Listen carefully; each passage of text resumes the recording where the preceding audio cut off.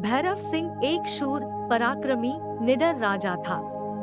जितना वह पराक्रमी था उससे कहीं ज्यादा निर्दयी, क्रूर, अत्याचारी था। भैरव सिंह राजा का साम्राज्य भैरव नगर गांव में था। भैरव नगर गांव का पहले नाम कुछ और था। भैरव सिंह राजा अपनी हुकूमत आते ही गांव का नाम बदलकर भैरव नगर रखता है। भैरव नगर गांव बहुत ही खूबसूरत गांव था। भैरव नगर गांव पहाड़ों के बीच बसा हुआ था।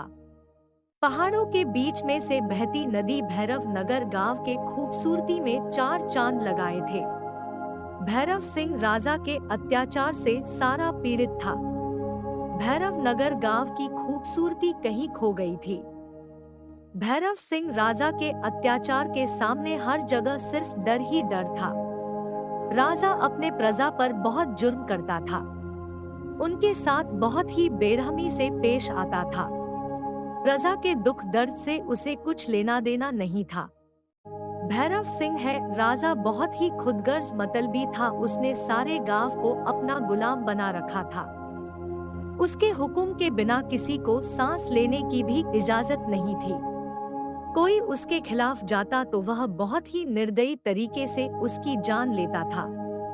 राजा के इस डर की वजह से कोई उसके खिलाफ नहीं जाता। भैरव सिंह राजा निर्दयी होने के साथ साथ बहुत ही रंगीन वासना अधीन किस्म का इंसान था।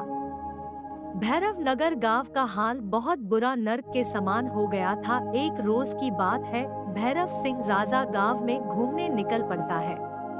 घूमते घूमते राजा की नजर गांव में रहने वाले रामलाल की पूनम 16 साल की जवान खूबसूरत कमसिन लड़की बेटी पूनम पर पड़ती है। पूनम खूबसूरती देखकर राजा के अंदर का हवस का दरिंदा जाग जाता है। उसके सर पर हवस का भूत हावी हो जाता है। भैरव सिंह राजा पूनम को जबरदस्ती उठाकर अपनी हवेली पर ले आता है और सारी रात उसे अपनी हवस का शिकार बनाता है। 16 साल की पूनम को दर्द बर्दाश्त नहीं होता को राजा से मिन्नतें मांगने लगती है कि उस पर रहम करे, उसे अपने घर जाने दे। लेकिन राजा बहुत ही निर्दयी था। उसने पूनम की एक नहीं मानी। राजा 4 दिन तक उस पर अत्याचार करता रहा। इतनी सी ही उसका दिल नहीं भरा। उसने पूनम को अपने सिपाहियों के हवाले कर दिया। सिपाही पूनम पर भूखे भेड़ियों की तरह टूट पड़े। 16 साल की मासूम लड़की पूनम इन दरिंदों के हवस के आगे कमजोर होकर अपना दम तोड़ देती है। पूनम की मौत की खबर राजा को लग जाती है। राजा पूनम की लाश को उसी हालत में ले जाकर उसके घर के बाहर फेंक देता है। अपनी बेटी की लाश देखकर रामलाल गुस्से से पागल हो जाता है। वह जोर जोर से सीना पीट कर रोने लगता है। भैरव सिंह राजा को गाली गलौज करने लगता है। रामलाल की गालियां सुनकर राजा भैरव सिंह गुस्से से आग बबूला होता है। राजा भैरव सिंह कहता है, तेरी इतनी हिम्मत, तू मुझे गालियां दे रहा है। अभी मैं तुझे तेरी औकात दिखाता हूँ। सिपाहियों, पकड़ लो इसे और इसी की झोपड़ी में ले जाकर इसके पूरे परिवार के साथ जिंदा जला दो। राजा का हुक्म आते ही सिपाही रामलाल और उसके सारे परिवार को पकड़कर उसी के झोपड़ी में ले जाकर बांध देते हैं और मिट्टी का तेल डालकर झोपड़ी को आग लगा देते। झोपड़ी के साथ साथ रामलाल और उसका पूरा परिवार जलने लगता है। सारा गांव वहां इकट्ठा होता। रामलाल और उसके परिवार की चीजें सुनकर गांव की रूह तक कांप जाती है।